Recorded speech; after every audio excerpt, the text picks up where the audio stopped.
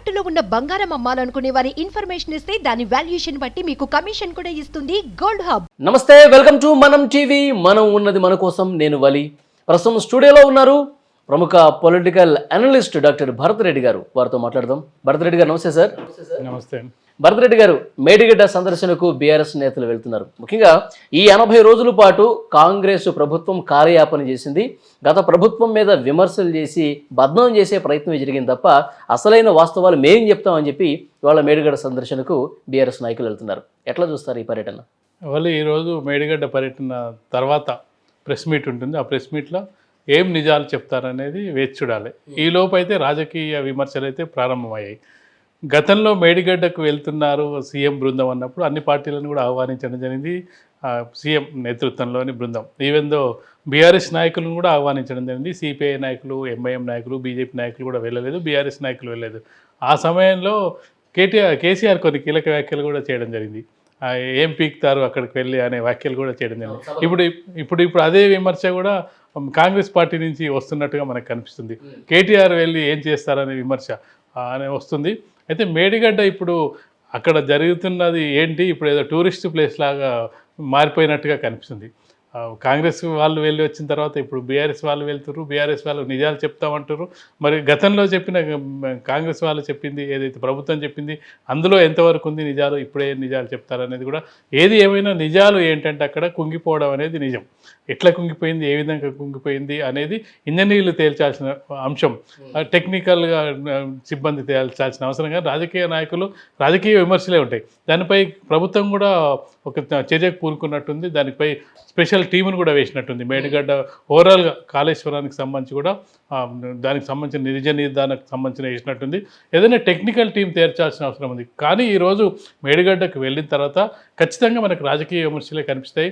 మా ప్రభుత్వం మీద బదనాం చేయడానికి మాత్రమే మేడిగడ్డను సాకుగా చూపిస్తున్నారనే విమర్శనే ఉంటుంది. మనం ఫైనల్గా చూసుకుంటే కేటీఆర్ సాయంత్రం ప్రెస్ మీట్లో మాట్లాడతారు. కడియన్స్ గారు గతంలో నీటిపారుదల శాఖ మంత్రిగా పనిచేసిన కడియన్స్ గారు కానీ పెద్ద పెద్ద నాయకులందరూ కూడా బీఆర్ఎస్లో ఉన్న పెద్ద నాయకులందరూ కూడా అక్కడికి వెళ్ళే ప్రయత్నం చేస్తున్నారు. కాబట్టి వాళ్ళంతా కూడా విమర్శల పాలయ్యకుంటుంది.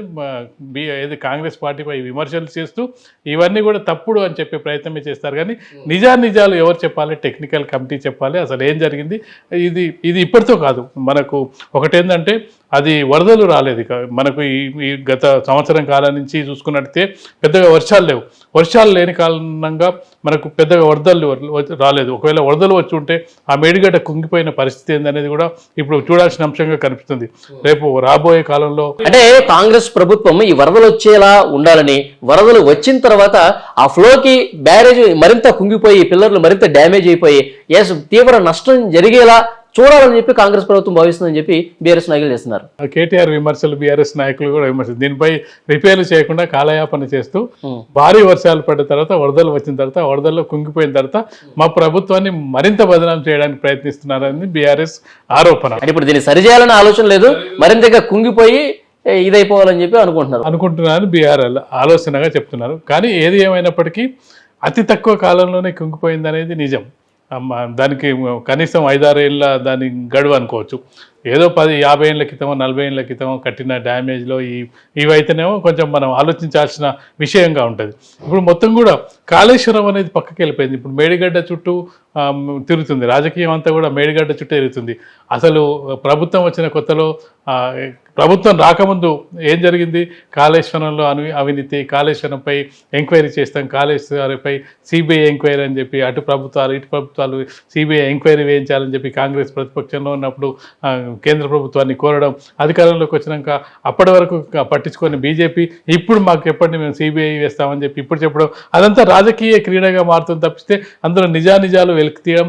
అలాగే కాళేశ్వరం అనేది గుదిబండగా తయారవుతుంది అనేది ఒక నిపుణులు కూడా చెప్తున్న అంశం. కాళేశ్వరంని ఒకవేళ కంటిన్యూ చేసినా అంత బరువు అవుతుంది. ఒకవేళ అలాగే ఏం చేసినా కూడా అది బరువుగా మారుతుంది, అది గుదిబండగా మారే అవకాశం ఉంది అనేది ఇప్పుడున్న నిపుణుల అభిప్రాయం. కాళేశ్వరం నుంచి ఎలా బయటపెట్టాలని చెప్పి ఒకవైపు కాంగ్రెస్ పార్టీ ప్రభుత్వం, మరొక వైపు చూసుకున్నట్టయితే ఎందుకంటే దాన్ని కంటిన్యూగా చేసినట్టయితే ప్రభుత్వానికి భారం పడే అవకాశం ఉంది. ఇప్పటికే ఆ లోన్లకు సంబంధించిన ఈఎంఐల అది స్టార్ట్ అవ్వడం జరిగింది.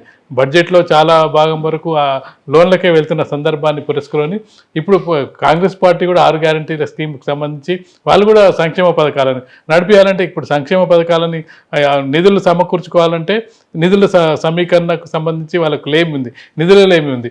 ఉన్న డబ్బులని కూడా కాళేశ్వరం దీనికి ఇంట్రెస్ట్లకు ఈఎంఐలకు కట్టుకుంటూ పోతే మేము పెట్టుకున్న ఏదైతే 6 గ్యారంటీలను ఏ విధంగా ముందుకు తీసుకెళ్లాలని ఈ ప్రక్రియలో భాగంగా చూసుకున్నట్టే ఈరోజు సాయంత్రం బీఆర్ఎస్ నాయకులు ఏం మాట్లాడతారు. మీరు చెప్పిన పాయింట్ ఒకటి ఖచ్చితంగా ఉంటుంది, ఇది వరదలు వచ్చిన తర్వాత ఖచ్చితంగా కూడా డ్యామేజింగ్ మరింత కుంగిపోయిన తర్వాత మమ్మల్ని మరింత అప్రతిష్ట పాలు చేయడానికి ఇప్పుడు దీన్ని ఎలా బాగు చేయాలి, త్వరగా పునరుద్ధరణ కార్యక్రమాలు చేసి కేంద్రం నుంచి ఆ నివేదికను బట్టి వాళ్ళు ఏం చెప్తారు విని ఫాస్ట్గా కంప్లీట్ చేసేయడానికి ఆలోచన చేస్తున్నారు. వీళ్ళు పూర్తిగా ఇక నాశనం అయిపోయిన తర్వాత వీళ్ళు బీఆర్ఎస్ని బదనం చేసి ఆలోచన చేస్తున్నారండి. ఇది ఖచ్చితంగా కూడా అది ఎవరు ఏం చేసినప్పటికీ కూడా ఇప్పుడు అక్కడ డ్యామేజ్ జరిగింది, కుంగిపోయింది అనేది నిజం, అందులో అవాస్తవం లేదు.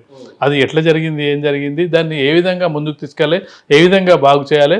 రేపు ఒకవేళ కనుక వరదలు వచ్చినట్టయితే మరింత కుంగిపోకుండా ఇప్పుడు ఈరోజు వెళ్ళే నాయకులు కూడా ఈ విమర్శల కంటే కూడా ఎట్లాగూ ఈ విమర్శలు ప్రతి విమర్శల దాడి కొనసాగుతూనే ఉంటుంది. కనీసం కొన్ని సూచనలన్నా ఇప్పుడు కట్టింది వాళ్ళే కాబట్టి వాళ్ళకు ఏ విధంగా కట్టింది ఏదైతే మనం ఎవరైనా ఏదో ఒక కన్స్ట్రక్షన్ చేసిన వాళ్ళకి దానికి సంబంధించిన పూర్వోత్తరాలు తెలుస్తూ ఉంటాయి. కాబట్టి బీఆర్ఎస్ నాయకత్వంలోని ప్రభుత్వమే గతంలోని ఇంజనీర్లే దానికి రూపకల్పన చేసి వాళ్ళకు డిజైన్ చేసి కట్టారు. కాబట్టి అది లోపాలకు సంబంధించి కూడా ఈ విధంగా ఈ లోపాలు ఉన్నాయి, దీన్ని ఈ విధంగా సరిదిద్దొచ్చు అనేది కొన్ని సూచనలు.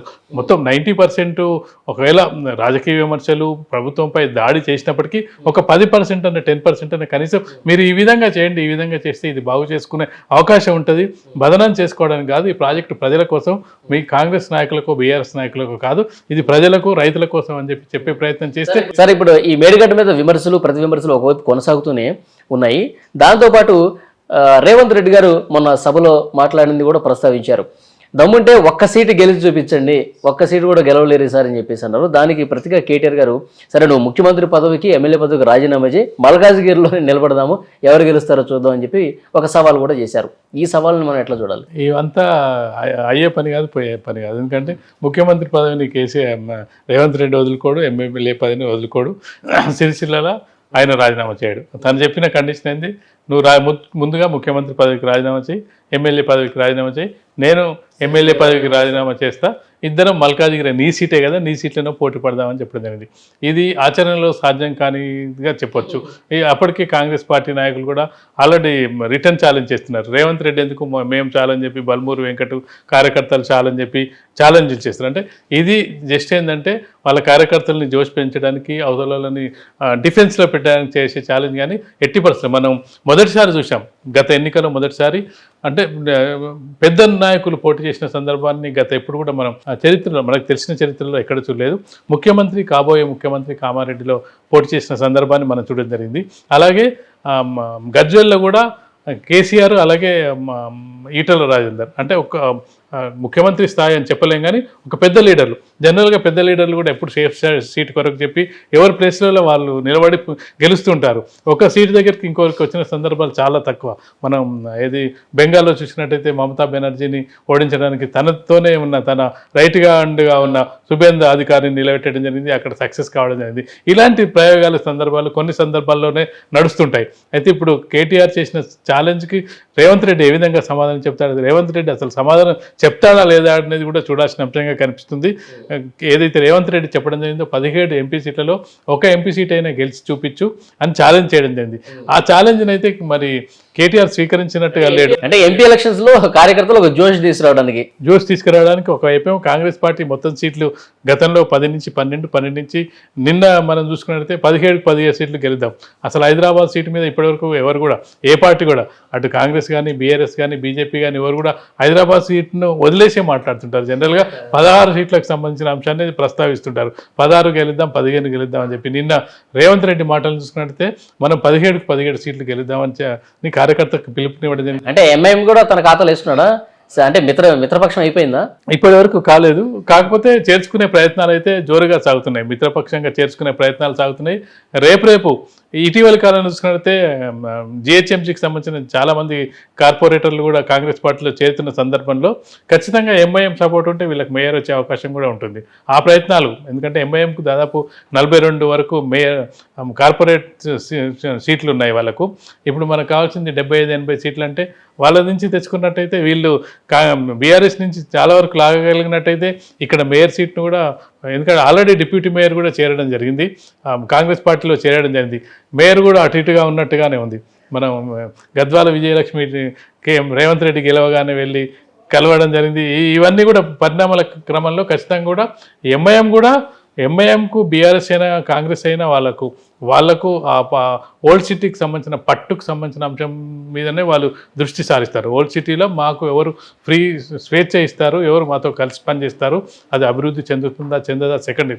బట్ వాళ్ళకు కన్వీనియంట్గా ఉండే గవర్నమెంట్, అది కాంగ్రెసా లేకపోతే బీఆర్ఎస్ఆ, ఏ గవర్నమెంట్ ఉంటే వాళ్ళతో కలిసి పనిచేయడానికి ముందుకెళ్తారు. కాబట్టి వాళ్ళకు బీఆర్ఎస్తో కలిసిపోవాలని ఏం లేదు. ఎందుకంటే మనం చెప్పిన మేడిగడ్డకు సంబంధించే బీఆర్ఎస్కు మిత్రపక్షంగా ఉన్న ఎంఐఎం మరి మేడిగడ్డకు వెళ్ళి పరిశీలించి వచ్చింది. అంటే అక్కడ తప్పు జరిగిందని తెలుసుకోవడానికి వెళ్ళిందా, ఎందుకు వెళ్ళింది? మరి అదే మరి ఇవాళ బీఆర్ఎస్ మరి ఎంఐఎం తీసుకెళ్ళట్లేదు, ఓన్లీ బీఆర్ఎస్ మాత్రమే వెళ్తుంది. వాళ్ళ మిత్రపక్షాన్ని తీసుకెళ్ళాలి కదా. మన నిజాలు చెప్తారా కాంగ్రెస్ పార్టీకి, మీరు వెళ్ళి మొన్న చూసి వచ్చారు కదా, మొన్న చెప్పిన దానికి ఈ రోజుకి తేడా మేము చూపిస్తారని చెప్పి ఎంఐఎం అయితే వాళ్ళు పిలవట్లేదు. అంటే ఎవరి ప్రయోజనాలు వాళ్ళకి, ఒకసారి పోయొచ్చాం కదా మళ్ళీ ఎందుకు అని చెప్పి ఆగుంటారు. అంటే ఆ రోజు చెప్పింది ఒక వర్షన్ విన్నారు, ఇది 2వ వర్షన్ వింటే వాళ్ళకి కొంచెం క్లారిటీ వస్తుంది కదా, పూర్తి వర్షన్ బయటకు వస్తుంది. ఓకే సార్, చూద్దాం మేడిగడ్డ పర్యటన తర్వాత కేటీఆర్ ఏం మాట్లాడతారు, మళ్ళీ ఎలాంటి పరిణామాలు ఉంటాయి కాంగ్రెస్ నుంచి. Thank you very much sir, చూద్దాం. Thank you.